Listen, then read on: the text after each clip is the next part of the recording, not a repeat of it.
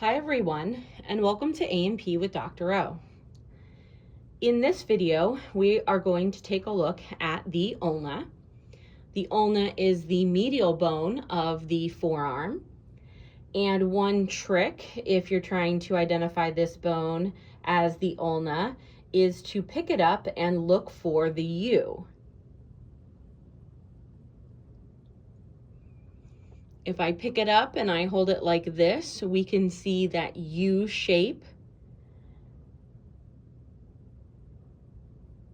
And that's just a little trick to identify the ulna.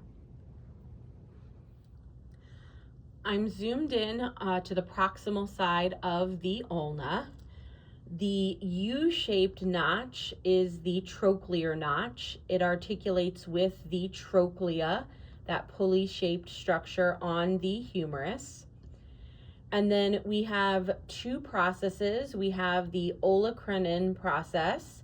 That's that bump that you feel on the back of your elbow. And it fits with the olecranon fossa of the humerus. And then we have the coronoid process right here, which fits with the coronoid fossa on the humerus. And then we have a notch. This notch articulates with the radius, therefore it is known as the radial notch. The head of the ulna is at the distal end of the bone. This is unusual. Most of the time we see the head at the proximal end, but this time it's at the distal end. And then we also have a styloid process. I'll go ahead and pick the bone up so we can see that a little bit better. If I pick the bone up and turn it, we have the styloid process of the ulna. Again, a projection or bump is a process, and when it's pointed like a stylus, we call that the styloid process.